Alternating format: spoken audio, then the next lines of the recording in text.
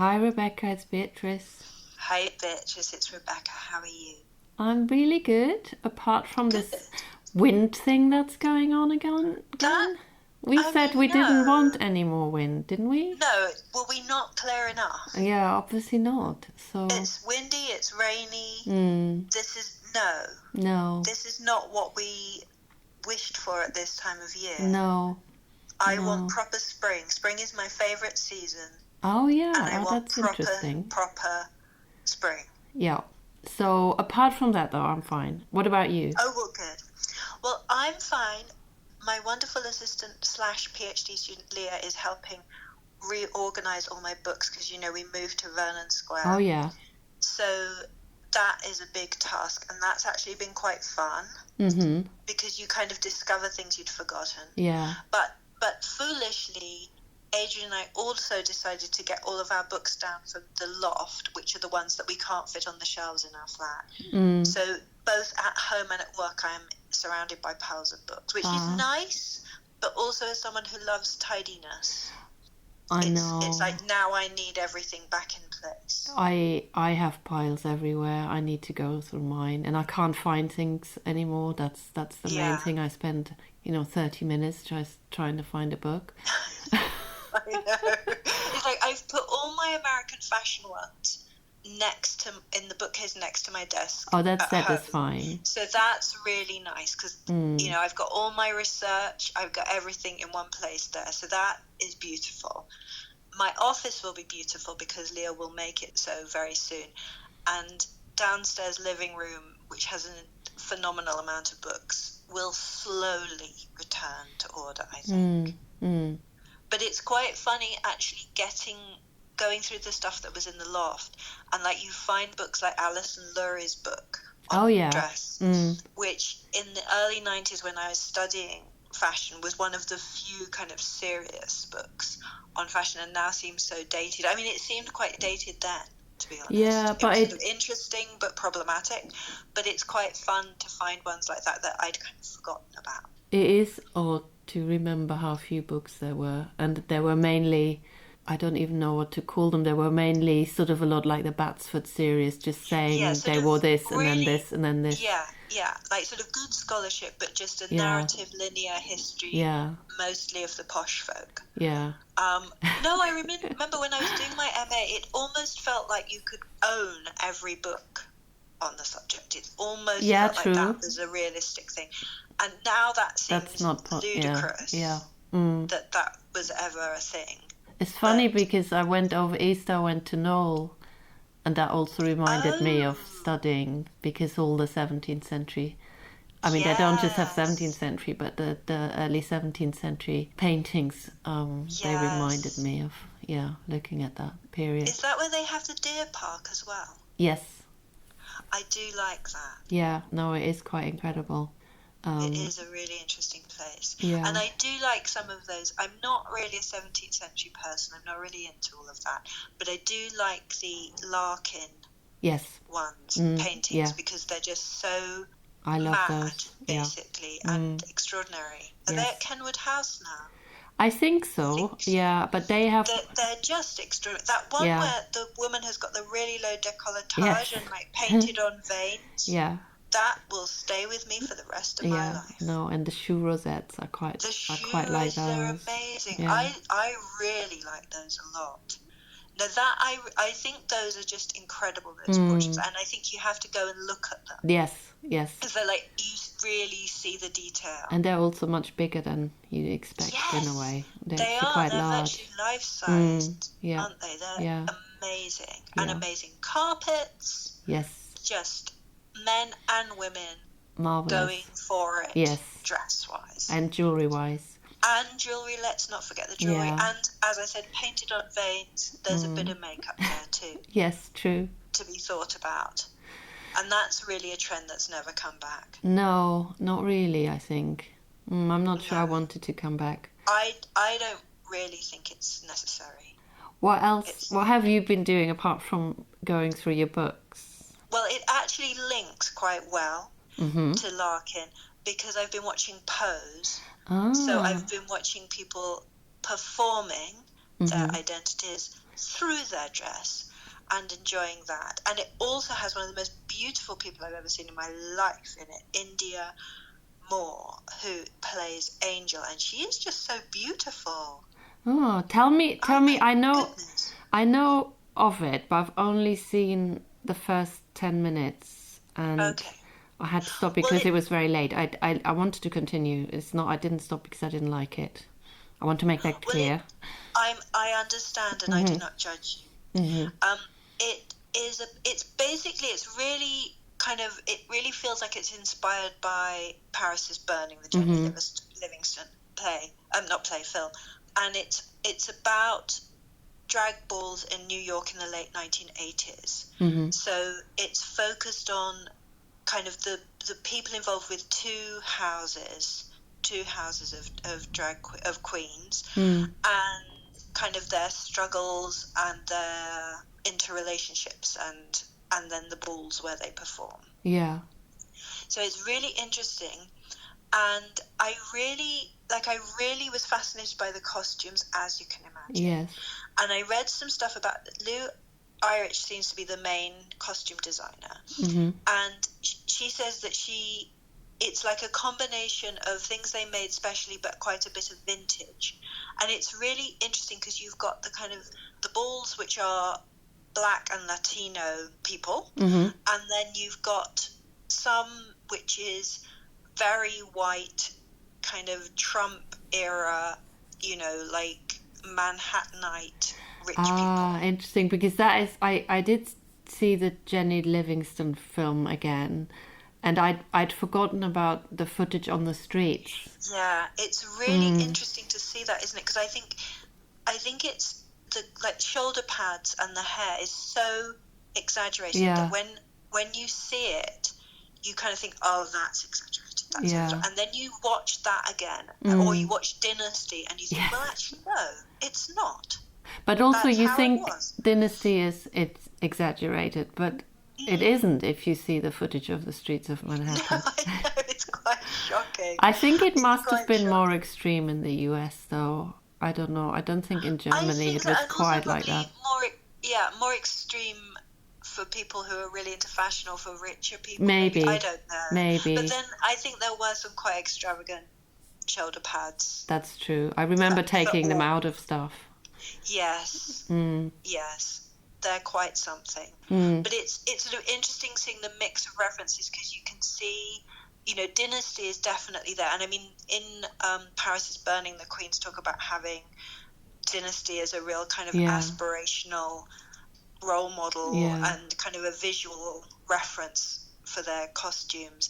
And it's definitely there, both in the the scenes with, there's this man who gets involved with Angel, who I told you is this super beautiful person. He gets involved with her, and he's like a sort of suburban man who gets this job in, it's kind of like a sort of Trump-esque, I think it may be meant to be Trump Tower. I think it is Trump Tower. And so it's quite interesting seeing their sort of executive work, considering as well Paris is Burning's executive realness that's category. And then you see him with his wife, and they're very kind of suburban, so you get kind of that side. But the most fascinating costumes, as you can imagine, are of the people involved in the drag balls. And I think what at first I had to kind of get beyond was, I'm really used to, when watching like 18th and 19th century period films or TV series, I'm really used to being able to see specific paintings. Oh in yeah, the costumes. yeah. When you kind of think, they that's must have looked at that. Yeah. Yeah.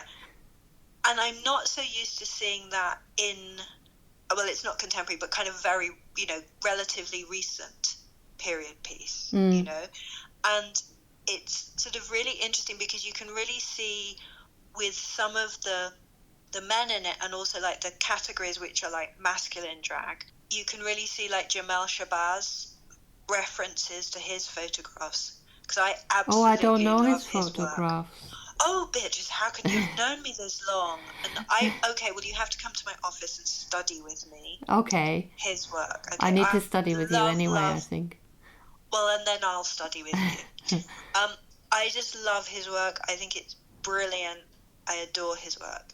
And it's 80s into the 90s. I mean, he carries on. He still photographs now, like kind of black street culture photographs. Oh, I think, and they're really Mm. brilliant. Yeah, he really has like empathy with the people he's photographing, and you really get a sense of their personalities. Love them. And you can definitely see, like, occasionally someone will pop up and I go, oh, that's Jamel Shabazz photograph. And everyone will be like, okay, stay calm. And there's like a scene where Angel, who is a trans woman, and she, at the beginning of the season of Pose, is like a sec, and she's just sort of walking the streets, basically. She's on street corners. And her clothing is flamboyant. It's like kind of shaggy jackets that are slipping off her shoulders and lots of skin being shown. But then she gets involved with this man who gets a job at Trump Tower, and he sets her up in a flat eventually. Mm-hmm. But there's this scene where it's really sad because it's like she's kind of emboldened by her involvement with him to go and try and get a job at I can't remember if it's a beauty or a fragrance counter, and they're really snooty and mean to her. And what she's wearing really looks like there's Armand Francis photographs of fashion in Brixton that were done for 19 magazine. I feel they're like 70s rather than 80s, but like on the cusp. And there's a photograph in Brixton Market, and it's two models, and they're wearing amazing like silky pencil skirts and high-heeled ankle-strap sandals with socks, ankle socks, and then satin bomber jackets. Oh, that sounds And amazing. it's such an amazing look. I don't know that they literally used that photograph, but it just immediately that I saw her, I thought, it's that photograph. And again, poor Adrian had to put up with me then, finding that photograph and saying, look, and look, and look. So there's things like that. And also, like, the film Mahogany is clearly a real reference. I don't know that either. Again, have to watch it. Amazing. Diana Ross being amazing. And there's like this fantastic scene where she twirls around in this dress, and it's all really airy and amazing, and you can see that in their catwalk as well. And like one of the characters who's a house mother, she is amazing. She looks a bit like Munia, you know, Yves Saint Laurent's model. Oh yeah. And she is so beautiful and very tall, and she has a very rich kind of sugar daddy, and he provides her with a sort of luxury apartment, and she has very glamorous designer clothes, and you can really see a kind of Diana Ross, Mahogany, but also Yves Saint Laurent of that era kind of influence there. And I think she has some Mugler as well. So that's lovely. And then one of the like younger boys who joins one of the houses, he goes to dance school, and the woman the teacher who runs this dance school is like Debbie Allen in Fame. Oh. I'm like, because I love that look with the kind of crossover stretchy I top. loved Fame anyway. I was so such good. a big fan. And it has that brilliant Fame, you know, Fame costs, and right here's where you start paying. That I quote to everyone all the time, but it replaced Fame with Dress History. I mean, no one thanks me for saying that, but I'd say it anyway. Yeah. But I just love that kind of pieces, dance pieces, rehearsal pieces, a jumper to keep you warm. It's just a really nice look. And so that's in there as well. I was wondering what I noticed from this little bit that I saw, which I found quite disconcerting because they were raiding the museum. Oh, yes, when they go to the museum. Yeah. It's so crazy. I wonder where they went, what museum it was. But that's by the by. Do you think it is actually? Yeah, it did look like know. an actual museum to me. But obviously you can mock up anything. But I just, from the little I saw, and also from the photos online, I find the colours really interesting. Because there is this strong kind of fuchsia. Candy, bright colours. Yeah, Sorry. which I think it's not how I remember the 80s, but I like that because I remember them as pastel, but maybe that's wrong. I don't know. There were a lot of pastels in the 80s. I mean, the criticism I would make, and you will relate to, because this is one you always say about costumes, is everything looks super clean and box fresh. And like, even though the apartments they have are really run down, they're kind of not nicely run down, that's the wrong phrase, but like they're almost not like shabby really chic. horrible. Yeah. And when the balls themselves, they're so kind of, they look like they're in the school hall, because it is directed by Ryan Murphy, who did Glee, which I was not a fan of, I have to say. And that it is a bit shiny. I mean, I can see why for TV they maybe went that direction, but the balls it does seem quite sanitized. I mean, although they have kind of bitchy exchanges and they read each other and etc., there is something very sparkly new about things. And obviously I think they kind of kept the budget down for each garment, unless it's like someone who's acknowledged as having a source of money elsewhere.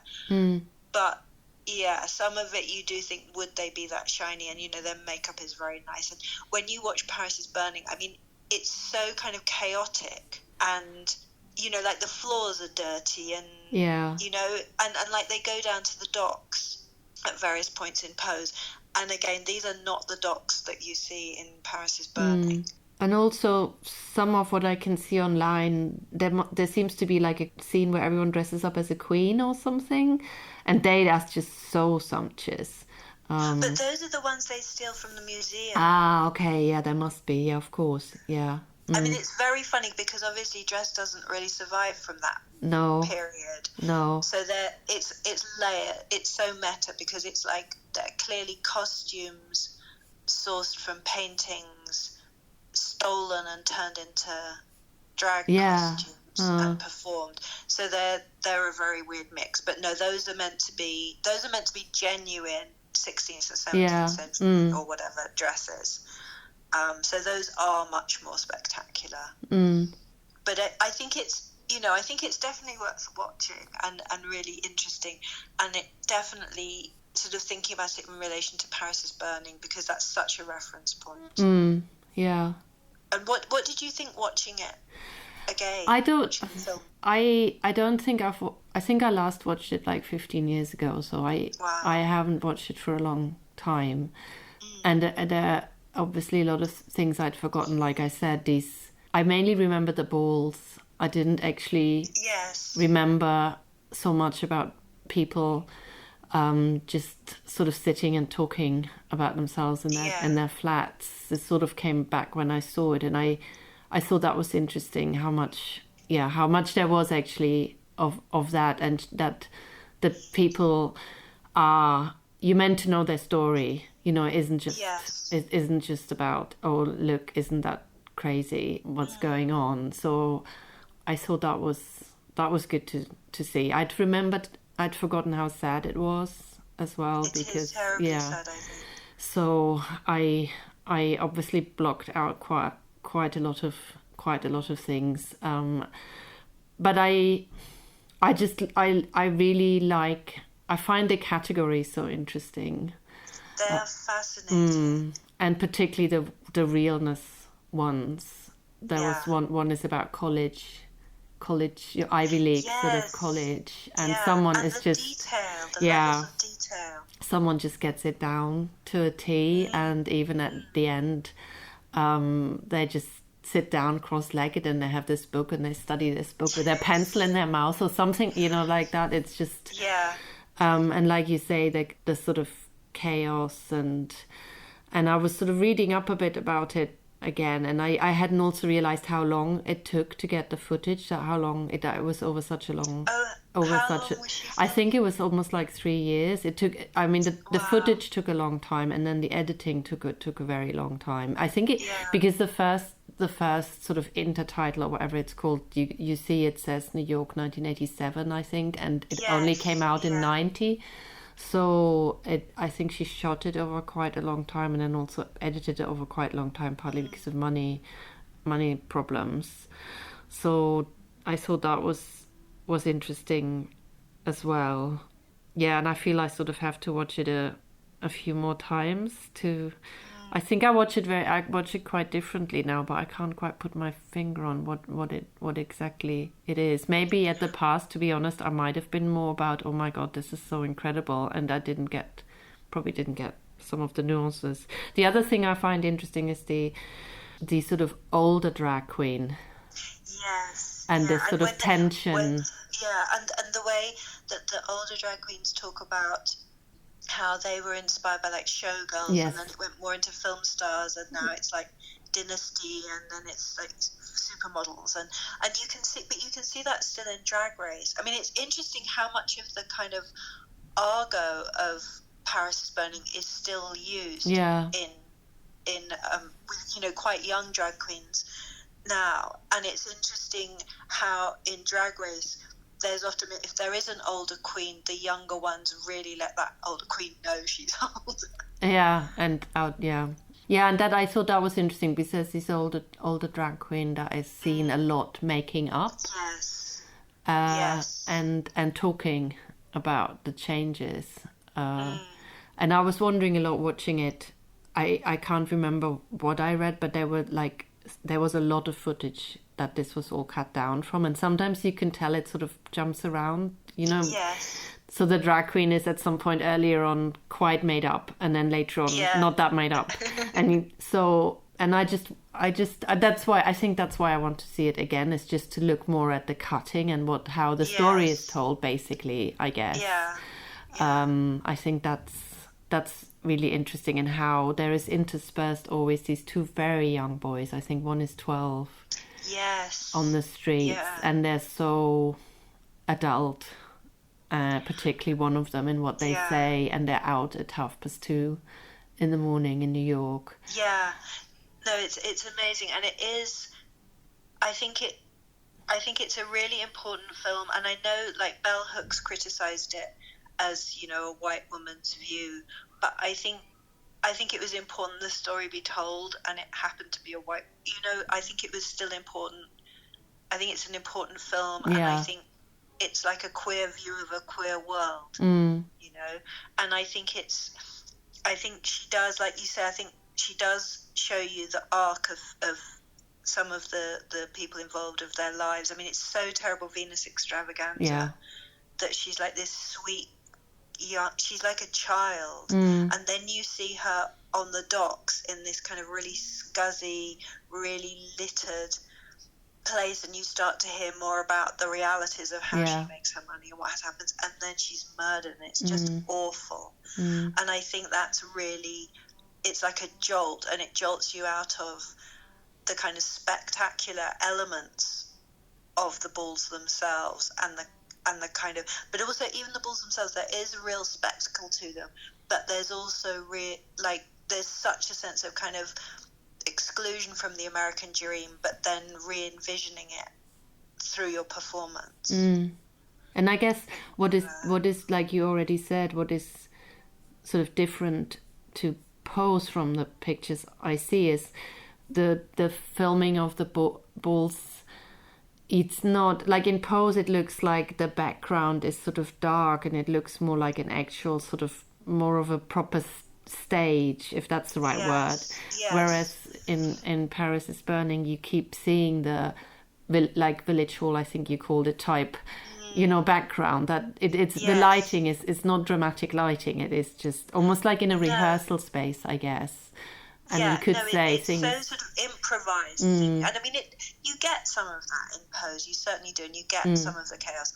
But I think it's so much more kind of low rent, that what the kind of setting, and it heightens the kind of brilliance of the art form that is being performed, because it's coming from this place of being excluded for multiple reasons from the mainstream, and from access to so many aspects of life in the mainstream in New York, and then suddenly having the imagination to produce, and the skills to produce, these incredible outfits and performances. And being so observant, really picking up what the clothes are, not just the clothes, the gestures, and that's There's a really good book on passing by, I think she's called Alison Hobbs, and she talks about passing being, that it's a kind of surveillance, and it is like it's a self-surveillance. Like, I know that some of the people in that are also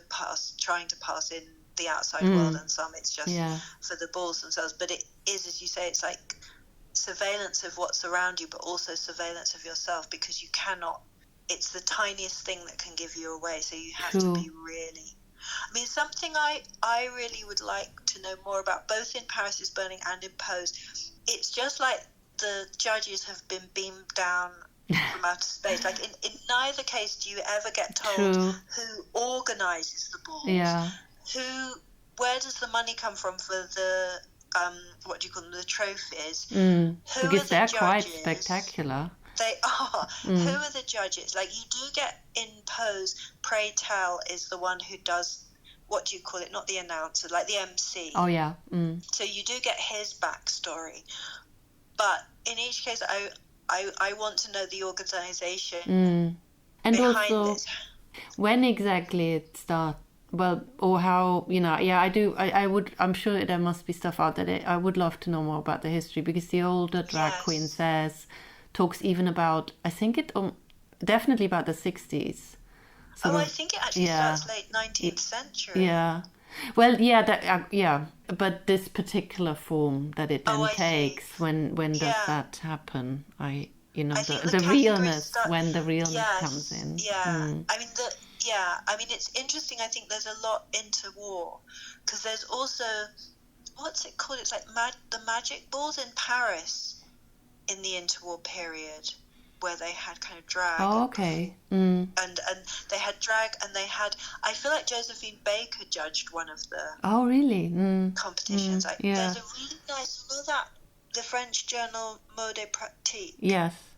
There's a really, really nice article in one of those by Farid Chanoun about the Paris ones. Oh, really? In interwar. Yeah, it's really good. Oh, I must have a look at that. There's some really good photographs as well, because it's such an amazing thing, and I really like how I love things that show you parallel worlds within one city, and how you just walk a few blocks and you're in a completely different world. Yeah. And also people create their own kind of dreamed of world within cities, because you can sometimes think cities are quite, not uniform, but, this is what New York is like, that it's Manhattan and it's this.